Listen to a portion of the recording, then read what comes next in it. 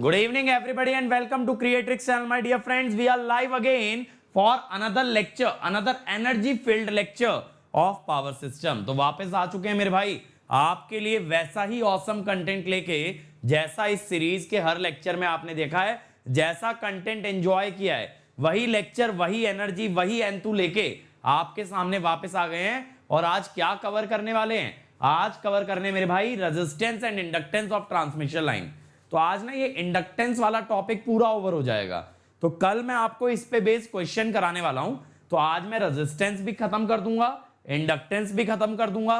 कल क्वेश्चन करा के इस पे लगा देंगे हम लोग फुल स्टॉप। क्या लगा देंगे इस पे? Full stop. उसके बाद मैं आप लोगों को कराऊंगा कैपेसिटेंस। ठीक है, after that the first chapter transmission line parameter over हो जाएगा। ठीक है, चलो। So let me first introduce myself for my friends who are meeting me for the first time. My dear friends, my name is Ankit Goyal. I got AIR1 twice in GATE in 2014 and 2018. I was awarded the President of India Gold Medal in the year 2013 when I graduated from IIT Indore. Till date, I have taught more than 1 lakh students in the online and the offline classes, and presently I am working as a director at an academy for GATE department.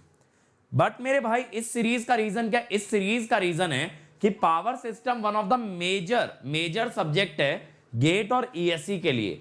और मैं इस subject को कुछ एक अलग अंदाज में आप लोगों के आगे पेश करना चाहता था, ज्यादा प्रैक्टिकल पॉइंट ऑफ व्यू से पेश करना चाहता था। और इसीलिए ये सीरीज इतनी बढ़िया तरीके से कंडक्ट की जा रही है, जहां हर चीज आपको विजुअलाइज कराई जा रही है। ठीक है, हर चीज आपको विजुअलाइज कराई जा रही है, हर चीज आपको दिखाई जा रही है, सब चीजें बढ़िया से देख रहे हो, सब चीजें। और मेरे भाई जिन लोगों को ये लगता है ना बार बार कि प्लेलिस्ट से ये हट गया है, वो हट गया है, पहले तो स्क्रॉल करना सीखो प्लेलिस्ट। ठीक है, प्लेलिस्ट पूरी बनी रहती है, तुम लोग उसके कर्सर को आगे बढ़ाओगे नहीं। कभी कहोगे मशीन हट गया है, तो कभी पावर सिस्टम हट गया है, तो कभी मेजरमेंट हट गया है। मेरे भाई थोड़ा सा ढूंढना सीखो, हटा कुछ भी नहीं है। इस चैनल पे वीडियो बढ़ेंगे ही बढ़ेंगे, कम नहीं होंगे। चलो अब आगे की बात करते हैं। अब देखो, अगर आपको टॉप रैंक लाना है गेट और ईएससी में, तो मेरे भाई ये यूआरएल सेव कर लो, ये यूआरएल सेव कर लो। इस यूआरएल पे आपको मिलेंगी मेरी सारी स्पेशल क्लासेस।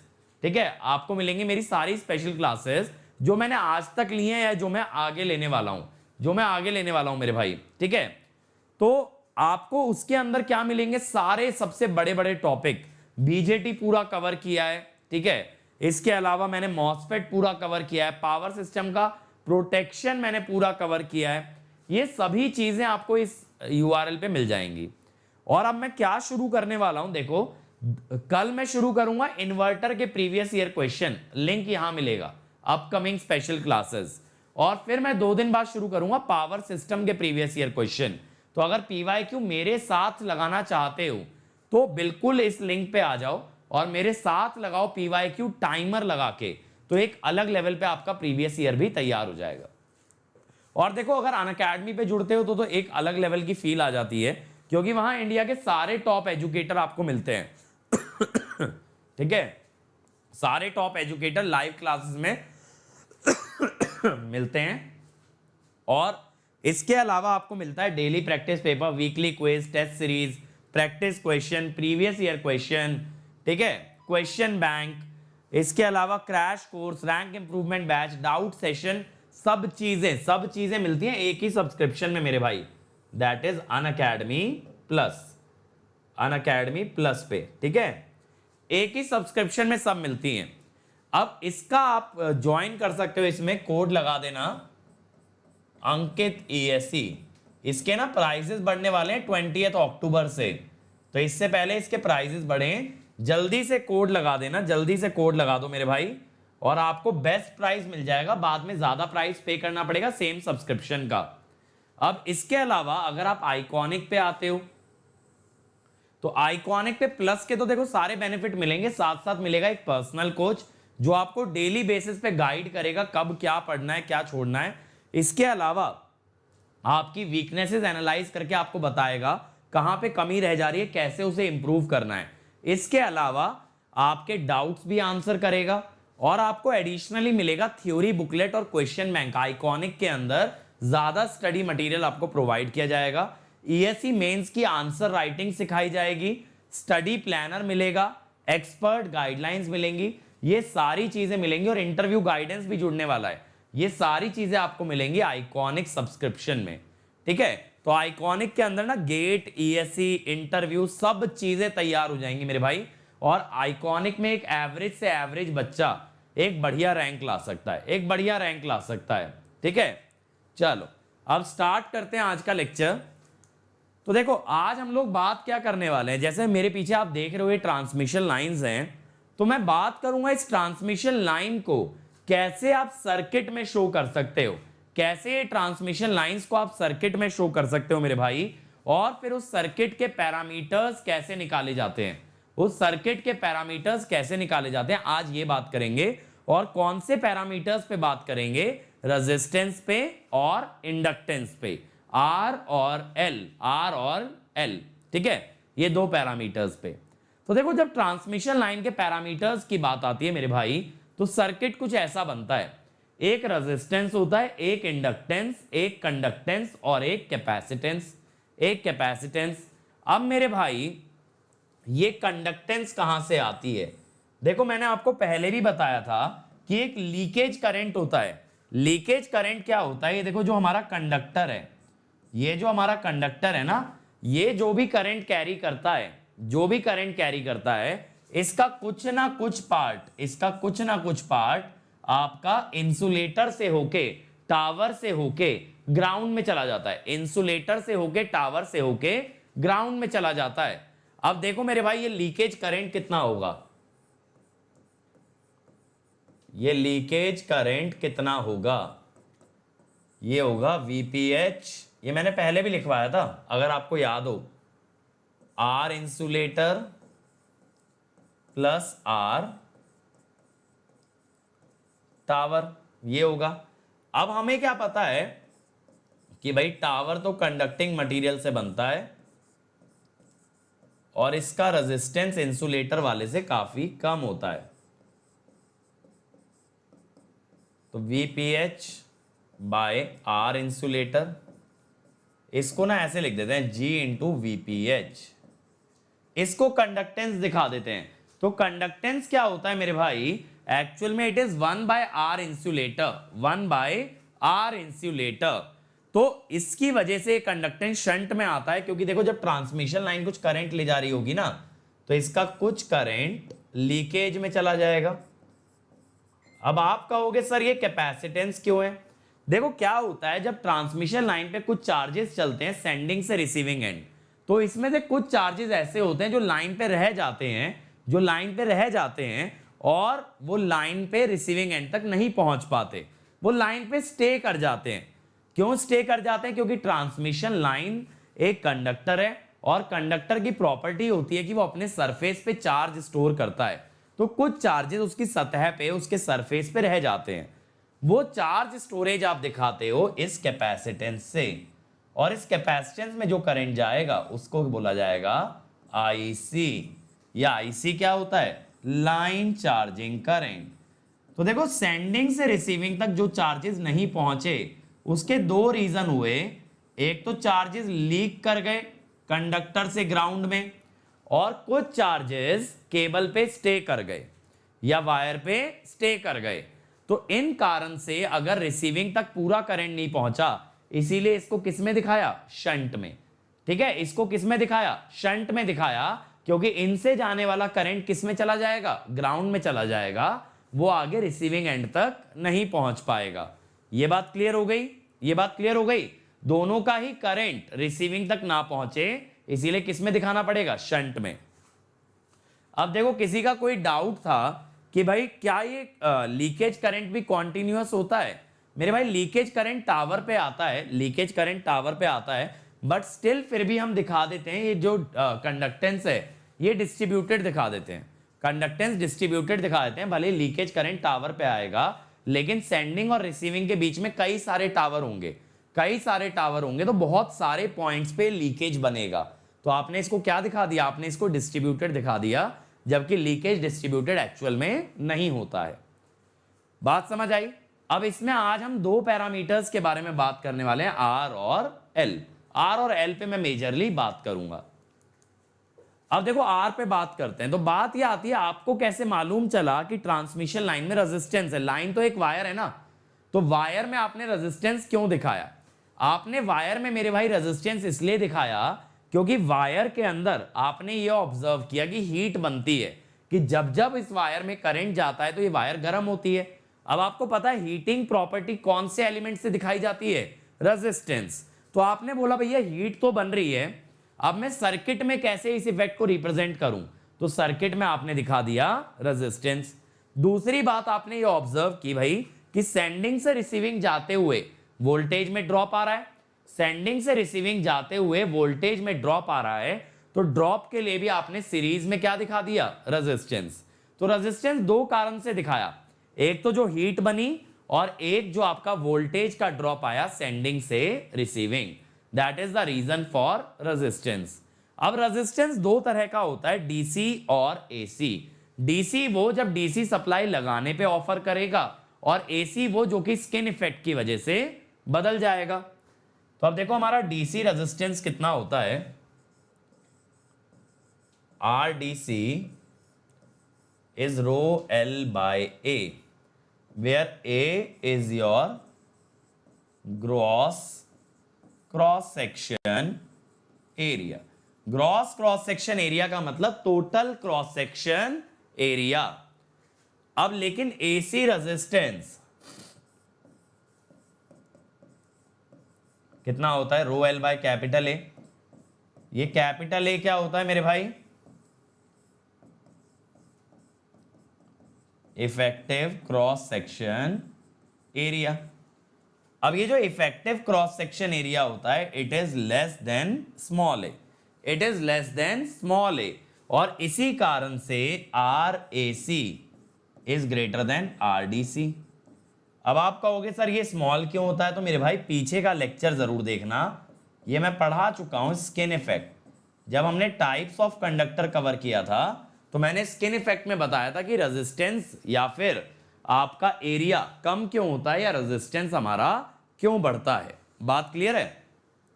और इस इमेज के अंदर मैंने आपको ना रेजिस्टेंस का कॉन्सेप्ट समझाया है, बहुत सिंपल है कि वोल्टेज करंट को या चार्जेस को फ्लो कराने की कोशिश करती है and resistance tries to oppose the flow. तो ये मैंने आपको समझाया इस इमेज के अंदर बेसिक कंसेप्ट की रेजिस्टेंस क्या होता है, और काफी पॉपुलर इमेज है, आप लोगों ने पहले भी कई बार देखा होगा। ठीक है, अब आते हैं single phase two wire line पे कि भाई single phase two wire line में रेजिस्टेंस कितना लिया जाता है, रेजिस्टेंस कितना लिया जाता है। ठीक है, अब देखो इसके अंदर क्या करूंगा मैं केवीएल लगाता हूं, V minus I R A minus V load minus I R B equal to 0। तो यहां से क्या होगा, आपके पास वोल्टेज ड्रॉप कितना आ गया? वोल्टेज ड्रॉप आ गया I into R A plus R B. यानी जब हम वोल्टेज ड्रॉप की बात कर रहे हैं मेरे भाई, तो ड्रॉप में आपके पास दो रेजिस्टेंस आ रहे हैं, आर ए और आर बी, जिसमें से आर ए को आप कह सकते हो फॉरवर्ड कंडक्टर का या फॉरवर्ड पाथ का रेजिस्टेंस है, और आर बी को आप कह सकते हो रिटर्न पाथ का रेजिस्टेंस है।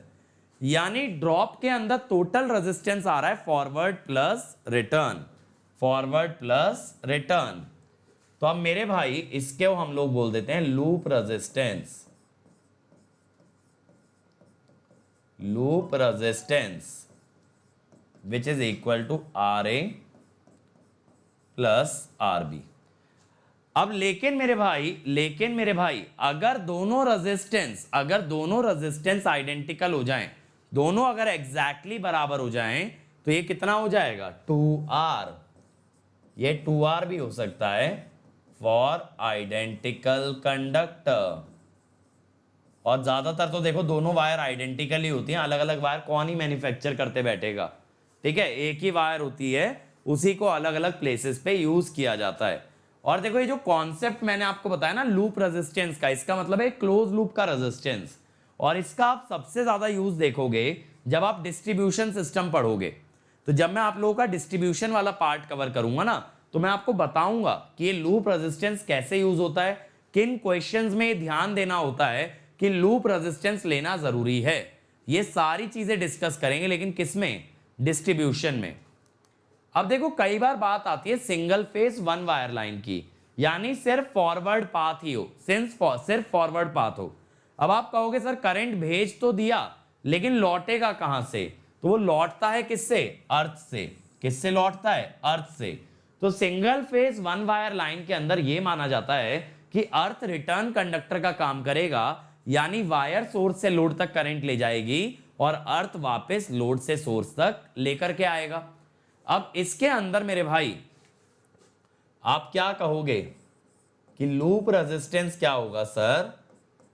It will be R A plus R earth. लेकिन ना मेरे भाई एक चीज हमेशा याद रखना, ये जो स्कीम है ये ज्यादातर एसी में यूज नहीं की जाती। एसी में इसलिए यूज नहीं करते क्योंकि एसी में अर्थ की रिएक्टेंस की बात भी की जाएगी, और अगर अर्थ के रिएक्टेंस की अगर आप बात करने लग गए तो अर्थ का रेजिस्टेंस भले ही कम हो लेकिन अर्थ की रिएक्टेंस बहुत ज्यादा होती है। अर्थ की रिएक्टेंस बहुत ज्यादा होती है, इस कारण से आपका जो ड्रॉप है वो बहुत बहुत ज्यादा हाई बन जाएगा, या ये कह दो करंट को अपोजिशन बहुत ज्यादा मिल जाएगा, तो करंट लौट नहीं पाएगा। समझ रहे हो मेरी बात? अर्थ रिटर्न पाथ की तरह तो तब काम करेगी ना जब उसका फाइनाइट इंपीडेंस हो, लेकिन उसकी रिएक्टेंस बहुत ज्यादा हाई होने की वजह से वो करंट को बहुत ज्यादा अपोज कर देती है, तो करंट कैन नॉट रिटर्न।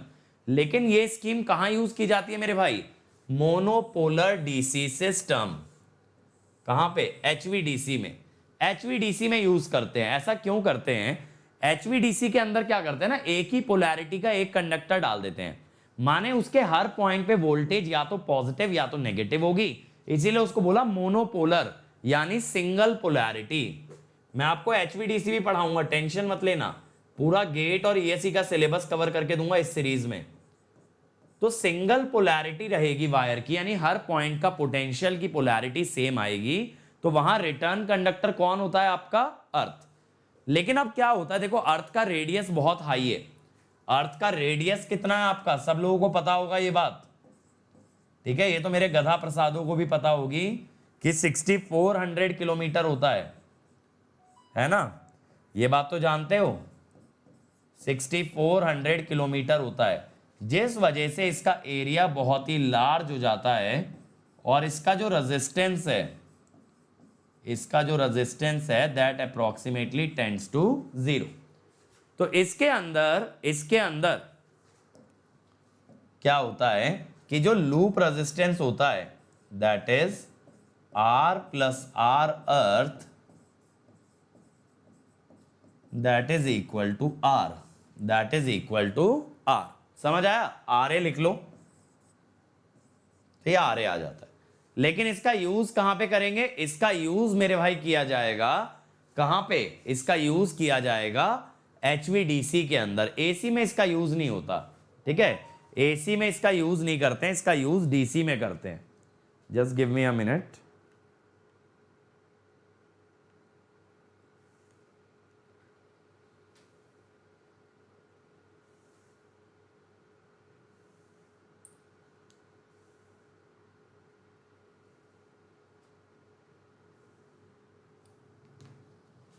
ठीक है भाई,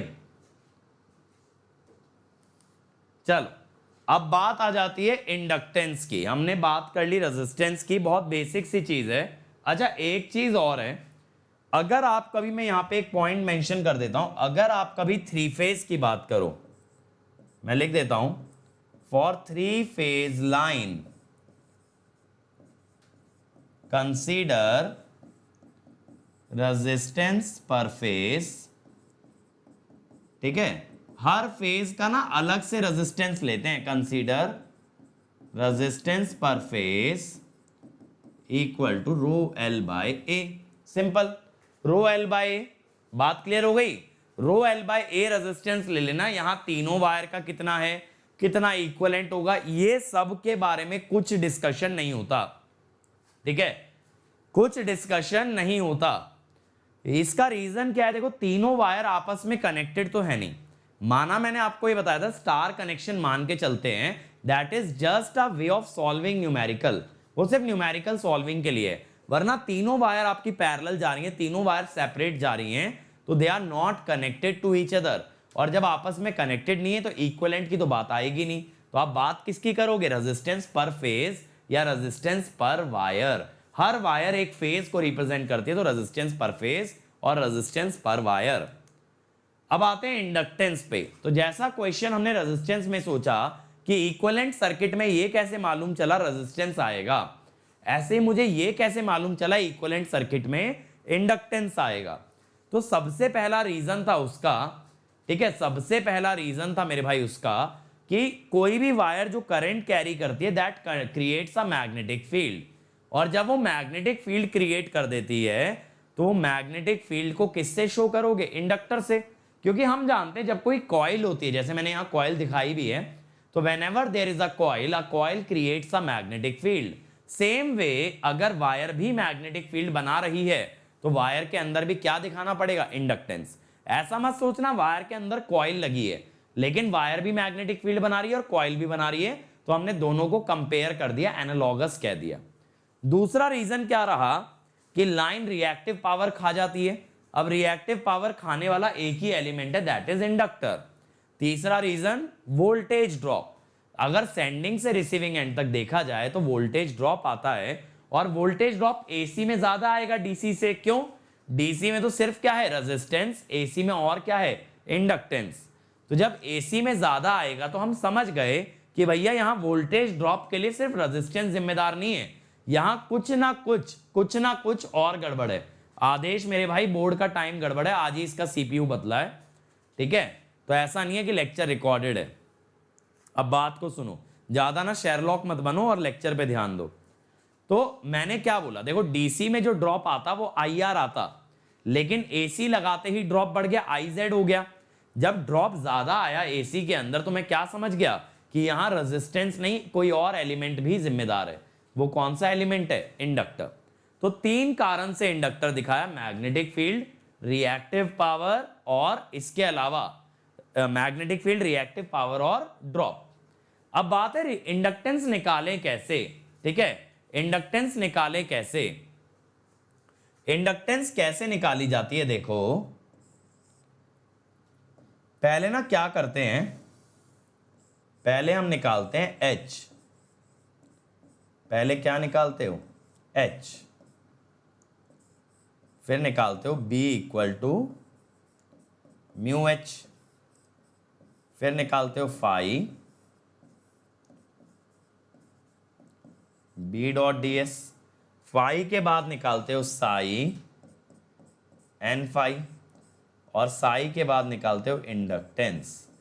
हमेशा ना कभी भी किसी भी न्यूमेरिकल के अंदर, ठीक है, किसी भी न्यूमेरिकल के अंदर अगर आपको इंडक्टेंस निकालनी पड़ जाए तो आपको यही स्टेप्स फॉलो करने, यही स्टेप, यानी wherever you want to derive the expression for inductance always follow these 5 steps, ठीक है। और फिर चाहो तो बाद में लेंथ से डिवाइड भी कर दो, तो ये हेनरी पर मीटर में आ जाती है। अब देखो कुछ तो मैंने आपको ऑलरेडी डिराइव करा रखी हैं, जैसे सिंगल कंडक्टर। सिंगल कंडक्टर में हम लोगों ने क्या क्या डिराइव कर रखा है, इंटरनल इंडक्टेंस। इंटरनल इंडक्टेंस, तो इंटरनल इंडक्टेंस कितना निकाले थे हम, म्यू नॉट बाई 8 पाई, जो आया था 0.05 मिली हेनरी पर किलोमीटर। और आपको याद हो तो मैंने ये भी आपसे बोला था, इसमें ध्यान देने वाली बात यह है कि इंटरनल इंडक्टेंस रेडियस पे डिपेंडेंट नहीं है, यानी कंडक्टर मोटा हो, छोटा हो, लंबा हो, पतला हो, क्या होगा, हमेशा ये बराबर आएगा। अब एक्सटर्नल निकाले थे मेरे भाई, एक्सटर्नल कौन सा था, जो फ्लक्स बाहर जा रहा था उसकी वजह से, mu naught by 2 pi L N D by R, जिसको मिली हेनरी पर किलोमीटर में लिखते हुए हमने कर दिया था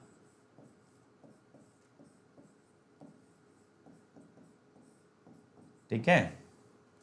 अब देखो अगर सिंगल वायर लाइन हो, सिंगल वायर लाइन, यानी अगर आप ये बोलोगे कि सर मान लो इसका रिटर्न पाथ अर्थ होता, तब क्या होता, मान लो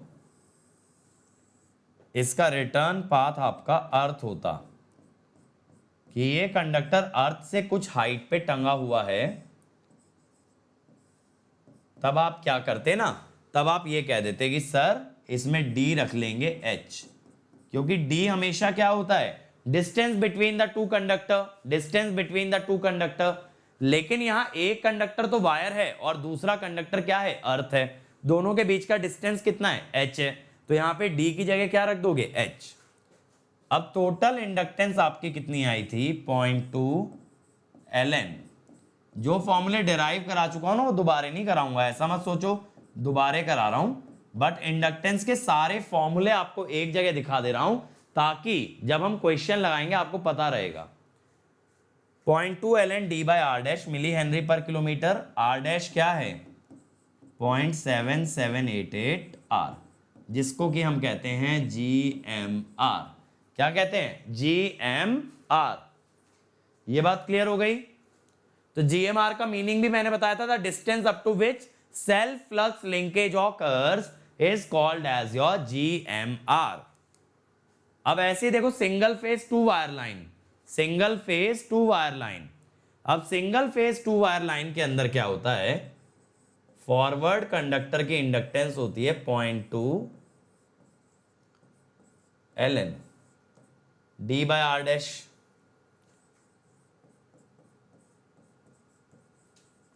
ठीक है, R1 डैश कर लो, कोई दिक्कत नहीं है। इसका ना रेडियस मान लो R1 और इसका मान लो R2, ताकि आपको आइडिया रहे कि सर ने R डैश कैसे लिखा है। एक एक वायर का ले लो ना। अब याद है आपको मैंने ये बताया भी था कि ये दोनों वायर सीरीज में होती हैं। मैंने आपको ये बताया था, एक करंट लेके जाती है, एक करंट वापस लाती है, तो ये both wires are in series, both wires are in series. जब दोनों वायर सीरीज के अंदर होती है मेरे भाई, तब क्या होता है, टोटल इंडक्टेंस आती है LF प्लस LR, और ये बन जाती है मेरे भाई 0.4। याद है मैंने मैंने आपको बताया भी था कि जब टोटल लोगे ना, अब देखो एक बात पे ध्यान देना बंधु, क्या होता है ना, बहुत सारे बच्चे कंफ्यूज रहते हैं, सर 0.2 कहां लगेगा और 0.4 कहां लगेगा। अगर क्वेश्चन में कहीं भी ऐसा लिखा आ जाए इंडक्टेंस पर कंडक्टर, ठीक है, इंडक्टेंस पर कंडक्टर, तो आप क्या बात करोगे, आप बात करोगे किसकी, 0.2 वाले की। इंडक्टेंस ऑफ द सिस्टम आ जाए तो आप बात करेंगे 0.4 वाले की। सिस्टम के लिए 0.4 और इंडिविजुअल कंडक्टर के लिए 0.2, इंडिविजुअल कंडक्टर के लिए 0.2। अब स्टैंडर्ड कंडक्टर पे आ जाओ। अब देखो स्टैंडर्ड कंडक्टर के अंदर क्या होता है, यहां पे देखो जैसे 7 कंडक्टर आ गए, 1 2 3 4 5 6 7। अब आपको क्या करना होता है मेरे भाई, जब 7 कंडक्टर आ जाते हैं तो जैसे आप बंडल्ड कंडक्टर का सेल्फ GMD निकालते थे ना, यहां GMR निकलेगा। एक सिंगल के लिए अगर एक सिंगल कंडक्टर है, भले ही वो स्ट्रैंडेड हो भले ही सॉलिड हो, क्या डिफाइंड होता है, GMR। लेकिन बंडल्ड के लिए क्या डिफाइंड होता है, हमेशा सेल्फ GMD। तो जो सेल्फ GMD टर्म है ना, दैट इज फॉर बंडल्ड, और जो GMR टर्म है that is for single conductor. लेकिन यहां GMR निकालने का तरीका क्या है ना, देखो यहां पे आपको ऐसे लेना पड़ेगा कि भैया 7 कंडक्टर हैं तो आपके पास ना 49 डिस्टेंस आएंगे, समझ रहे हो, 49 और पावर 1/49। तो देखो मैंने ऊपर यही लिखा है कि GMR is computed in the same manner as the self GMD is computed for a bundled conductor. Self GMD की तरह ही यहां पे भी GMR निकाला जाता है। अब देखो इंडक्टेंस कितनी आएगी हर कंडक्टर की, इंडक्टेंस कितनी आएगी, μ0/2 pi ln d by GMR A। समझ रहे हो, लेकिन यहां R डैश मत रख देना स्टैंडर्ड में। ये बात पे ध्यान दो मेरे भाई, जो R प्राइम आप लिखते हो that is only applicable for solid conductor. जो R डैश है that only is applicable for a solid conductor, ठीक है, that is only applicable for a solid conductor। अब इसके बाद मेरी बात पे ध्यान देना। अब किसी का ये कहना है कि सर म्यूचुअल जीएमडी में भी तो कितनी टर्म्स आएंगी 49। तो मेरे भाई क्या होता है, अगर ये कंडक्टर्स का सेपरेशन ये डिस्टेंस d से बहुत कम हो, यानी if separation between conductors of one wire is much less than d, तो हम क्या कह देते हैं कि भैया जीएमडी की वैल्यू हो जानी है d। जीएमडी किसके बराबर हो जाना है, d के बराबर। ये बात क्लियर हुई। तो ये अप्रोक्सीमेशन होता है, तो कभी भी ना ऐसा मत करना कि ये तो मिलीमीटर में चल रहा है, ये मीटर में चल रहा है, फिर भी तुम 49 डिस्टेंस लेने लगे हो ना भाई, ऐसा बिल्कुल नहीं होगा। हम लोग क्या देखेंगे कि जो डिस्टेंस बिटवीन द कंडक्टर्स है ये कितना है as compare to this size. अगर ये डिस्टेंस बहुत ज्यादा है d, तो फिर आप इसको d ही मानोगे। अब टोटल इंडक्टेंस आप क्या लिखोगे मेरे भाई, LA plus LB mu naught by pi ln d by GMR A GMR B under root, ठीक है। तो यहां म्यू नॉट बाय पाई बन जाएगा, म्यू नॉट बाय पाई बन जाएगा, ठीक है भाई, ये बात क्लियर हो गई। अब किसी का ये डाउट है कि सर जीएमआर में भी तो ऐसा ही होगा। मेरे भाई जीएमआर में डी तो आया ही नहीं कहीं। जीएमआर में देखो डिस्टेंस कैसे आए, ये आया 2r, ठीक है, ये आया 2r, इधर से ये आ गया मेरे भाई 4r। तो आप कैसे कह दोगे सारे डिस्टेंस बराबर हैं d के? बात समझ आ रही है? सारे डिस्टेंस d के बराबर कैसे लिख दोगे? यहां सारे डिस्टेंस अलग अलग आएंगे, यहां सारे डिस्टेंस अलग अलग आएंगे, इग्नोर कुछ नहीं कर सकते। यहां जब d लिखा तो आपने क्या बोला कि अगर ये रेडियस बहुत छोटा है d से, तो सारे डिस्टेंस अप्रोक्सीमेटली d बनेंगे। सारे डिस्टेंस अप्रोक्सीमेटली क्या बनेंगे? d बनेंगे। तो इसीलिए ओवरऑल वैल्यू भी क्या आ गई? d आ गई। लेकिन यहां डिस्टेंसेस कंपैरेबल हैं। डिस्टेंसेस अगर कंपैरेबल है तो आप इग्नोर नहीं कर सकते, तो यहां पे वैल्यू अलग आएगी। इसका भी हम लोग देखेंगे कैसे निकाला जाता है। बाकी घर पे एक बार ट्राई करना, घर पे एक बार ट्राई करना, ठीक है। इसका फॉर्मूला मत रटना मेरे भाई स्टैंडर्ड का, घर पे एक बार ट्राई करना इसका जीएमआर निकालने का, ठीक है। चलो इसको मैं एज अ होमवर्क दे देता हूं, ट्राई करना, ठीक है भाई। चलो अब आता है three phase single conductor system. अब देखो मेरे भाई three phase single conductor system ना मैंने यहां दिखाया, देखो एक वायर, दूसरी वायर और ये रही तीसरी वायर। तीन वायर जाती दिख रही हैं, तीन वायर जाती दिख रही है मेरे भाई। तो ये तीन वायर हैं, तो ये three phase single conductor system है। और ये जो टॉप से आपको शायद दिख ना रही हो, ये पतली सी वायर जा रही है एकदम, ये है आपकी शील्ड वायर।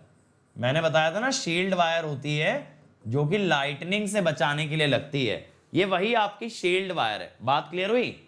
शील्ड वायर है और बाकी तीन कंडक्टर आपके तीनों फेजेस के लिए। अब इसमें क्या है कि इंडक्टेंस पर फेज कितनी आएगी, लेकिन कब बात करोगे? ट्रांसपोज्ड के लिए। ट्रांसपोज्ड के लिए बात करेंगे मेरे भाई। अब ट्रांसपोजिशन के लिए आपकी इंडक्टेंस कितनी आएगी? देखो सभी फेजेस की इंडक्टेंस बराबर आएगी ना।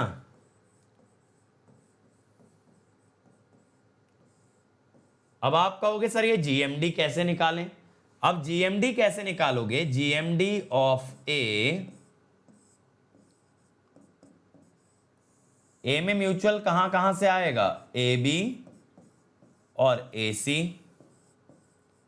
GMD of B B C और ए बी। जीएमडी ऑफ सी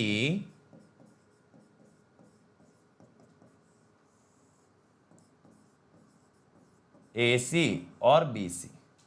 ये आ गया। अब आप कहोगे सर ओवरऑल जीएमडी क्या है, मैं कहूंगा मेरे भाई तीनों जीएमडी का ज्योमेट्रिक मीन, तीनों जीएमडी का ज्योमेट्रिक मीन।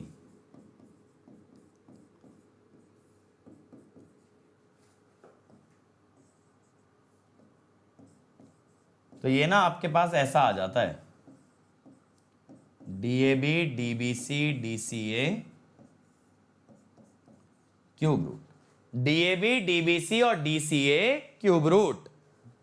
ये बात क्लियर है, ये बात क्लियर है मेरे भाई कि हम लोग क्या करते हैं, तीनों फेजेस का जीएमडी लेते हैं और तीनों फेजेस के जीएमडी का ज्योमेट्रिक मीन कहलाता है ओवरऑल जीएमडी, ओवरऑल जीएमडी। और जीएमआर कैसे निकालते हो, देखो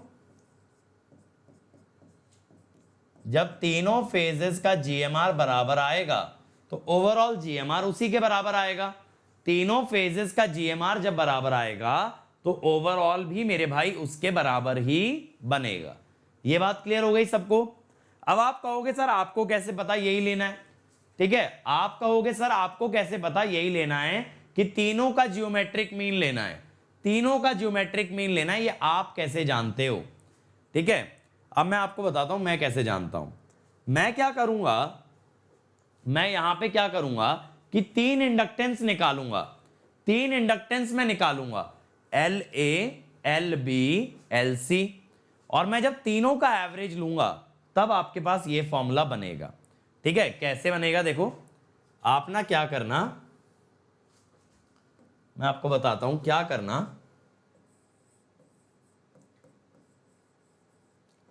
mu naught by 2 pi L N G M D A by R dash, ठीक है। और कल ना मैं इस पे क्वेश्चंस कराऊंगा आपको, ये जितने भी फॉर्मूले हम पढ़ रहे हैं कि कैसे ये फॉर्मूले लगते हैं। और मेरे भाई ये मत बोलो समरी लिखवा दो, क्योंकि ये लेक्चर जो है ना ये खुद ही में समरी है। इसमें कर क्या रहे हो, इंडक्टेंस की कैलकुलेशन ही तो दिखा रहे हो भाई। हर कॉन्फ़िगरेशन के लिए आप ये बता रहे हो इंडक्टेंस कैसे निकाली जाती है, तो ये तो समरी तो हुई एक तरह से सारे फॉर्मूले की, ये सारे फॉर्मूले की समरी तो हुई। अब ट्रांसपोजिशन की वजह से जो इंडक्टेंस आती है वो तीनों का एवरेज आ जाती है। मैंने आपको बताया भी था ना, एक ही फेज तीनों लोकेशन पे लाई करता है, एक ही फेज तीनों लोकेशन पे लाई करता है, इस वजह से तीनों का क्या आ जाएगा, एवरेज। अब म्यू नॉट बाय 6 पाई हो गया। अब देखना क्या होगा, जीएमडी ए जीएमडी बी, मैं थोड़ा सा डायरेक्ट कर रहा हूं मेरे भाई कि log of a plus B plus C is log A B C. अब अगर मेरे भाई आप पावर 3 बाहर निकालो तो ये म्यू नॉट बाय 2 पाई बन जाएगा L N overall GMD by R dash, जहां पे कि ओवरऑल जीएमडी क्या है आपका, जीएमडी ए जीएमडी बी और जीएमडी सी, ठीक है। और ये मैंने अभी आपको कैलकुलेट करके बताया ये कितना आता है, A B B C A C cube root. तो ये बात ना हमेशा ध्यान रखना कि थ्री फेज लाइन के अंदर जीएमडी कैसे निकलता है, तीनों डिस्टेंसेस के ज्योमेट्रिक मीन से, तीनों डिस्टेंसेस के ज्योमेट्रिक मीन से। और ये सारी कैलकुलेशन कल मैं आपको अगले लेक्चर के अंदर ये चीज मैं आपको न्यूमेरिकली करके दिखाऊंगा कि कैसे इसमें डेटा पुट होगा, कैसे डिस्टेंसेस लिए जाएंगे। अभी मैं क्या कर रहा हूं, आपको एक जगह सारे फॉर्मूले लिखवा दे रहा हूं, ठीक है। चलो अब आते हैं थ्री फेज बंडल्ड कंडक्टर। तो देखो यहां पे अगर देखोगे अब की बार ना बंडलिंग कर दी है, मल्टीपल वायर्स जा रही हैं, इस बार मल्टीपल वायर्स जा रही हैं, तो बंडल्ड कंडक्टर हो गए, ठीक है, बंडल्ड कंडक्टर हो गए। अब इसके अंदर क्या ध्यान रखना है कि जीएमआर की जगह क्या आता है, सेल्फ जीएमडी। मैंने सेल्फ जीएमडी का आपको तरीका भी बताया था कि भाई सेल्फ जीएमडी के अंदर एक ही फेज के जितने कंडक्टर हैं एक ही फेज के जितने कंडक्टर हैं सबका आपस में डिस्टेंस लेके हम लोग क्या निकाल देते हैं, सेल्फ जीएमडी। उसका मैंने आपको शॉर्टकट भी कराया था कि अगर ये सारे एक रेगुलर पॉलीगन पे आ जाए, यानी इक्विलेटरल ट्राइंगल या फिर स्क्वायर पे आ जाएं, तो फिर आपके लिए क्या होता है कि मल्टीपल कंडक्टर की जगह किसी एक का ले लो, आंसर हमेशा सेम आएगा। तो अब यहां आप इंडक्टेंस कैसे लिखोगे, आप लिखोगे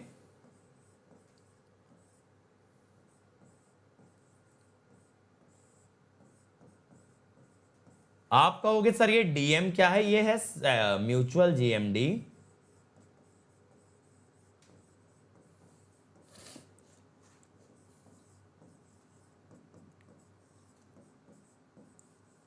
और ये क्या है, mutual GMD of A B C का cube root, mutual GMD of A B C का क्यूब रूट। ये बात क्लियर है। तो जो आपने अभी यहां लिखा भी था, देखो आपने लिखा था ना GMD of A, GMD of B, GMD of C का क्यूब रूट, वही चीज यहां आ रही है, DM A, DM B, DM C का क्यूब रूट। इसके इंडक्टिव रिएक्टेंस कितनी लिखोगे मेरे भाई, omega into LPH, omega into LPH. ये बात क्लियर है। अब रिएक्टिव पावर एब्जॉर्ब्ड कैसे लिखोगे,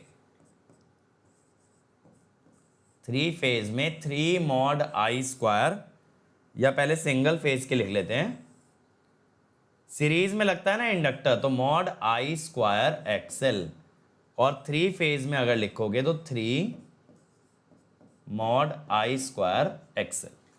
ठीक है, 3 गुना हो जाएगी, 3 गुना। ठीक है, कल हमारा डीपीपी का सेशन होगा मेरे भाई, कितने बजे, शाम 7 बजे। कल शाम 7 बजे ना इसका इंडक्टेंस का पूरा डीपीपी लगवाऊंगा, पूरा डीपीपी लगाएंगे, मजा आएगा।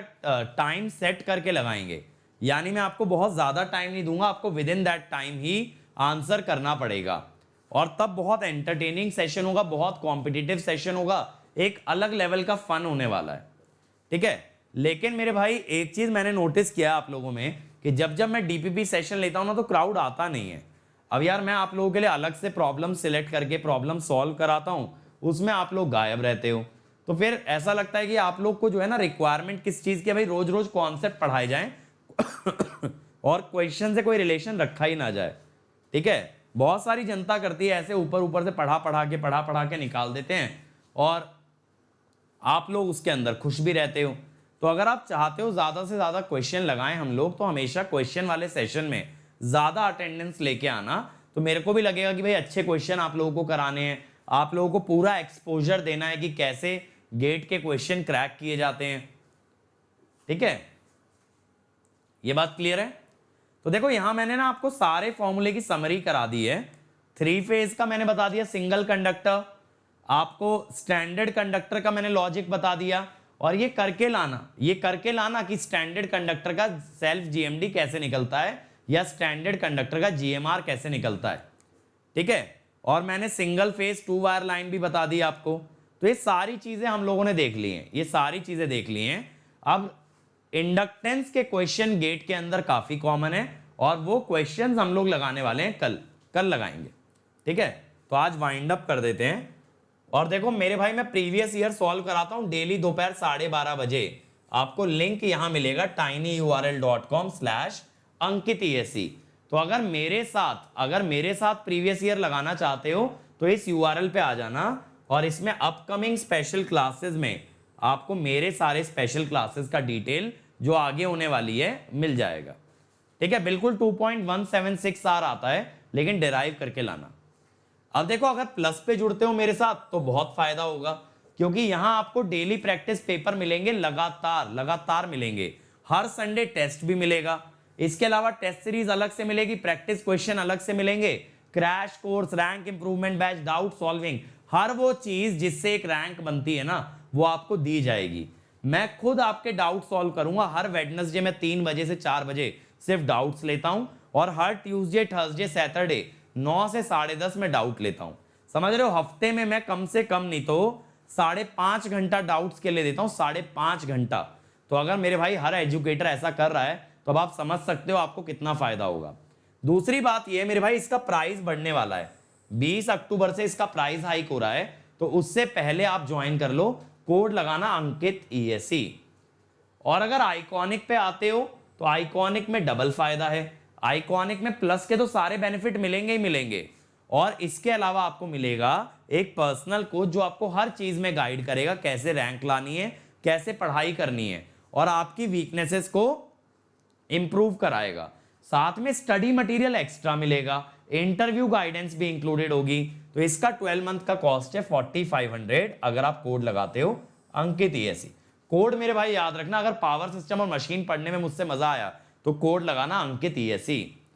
और पेमेंट देखो बहुत तरीके हैं, credit card, debit card, EMI, net banking, debit card EMI, Bajaj Finserv debit card EMI, सब चीजें कर सकते हो, बट कोड सेम रखना अंकित ESE। ये मेरा टेलीग्राम चैनल है, इस पे मैं पिछले लेक्चर और इस लेक्चर के नोट्स आज डाल दूंगा। और ये मेरा अनअकैडमी प्रोफाइल है, अनअकैडमी ऐप डाउनलोड करके इसको फॉलो कर लेना, ठीक है। इलेक्ट्रिकल जंक्शन पे बहुत बढ़िया बढ़िया आपको वीडियोस मिलेंगे इलेक्ट्रिकल के, ये ज्वाइन कर लो। पाठशाला, यहां मैं आपको ना एनिमेशन से सिखाने वाला हूं, तो ये भी सब्सक्राइब कर लेना। फाउंडेशन से आपके बेसिक्स क्लियर होंगे, SSC JEE से JEE और AE एग्जाम, गेट क्वेश्चन पे PYQ लगवाऊंगा सारे ईयर्स के, तो ये जरूर सब्सक्राइब करना। और तेलुगु, अगर आपको तेलुगु आती है। बाकी भी अपने मैकेनिकल, सिविल और CS वाले फ्रेंड्स को बता देना कौन कौन से हमारे चैनल्स हैं, ताकि उनको भी फायदा मिले, ठीक है। तो thank you everybody, thank you everybody. कल मिलेंगे 7 बजे, अपना पेन पेपर कैलकुलेटर रेडी रखना, क्वेश्चन लगाने पड़ेंगे और रिस्ट्रिक्टेड टाइम में, तो उसके लिए रेडी रहना आप सभी लोग, ठीक है। Thank you.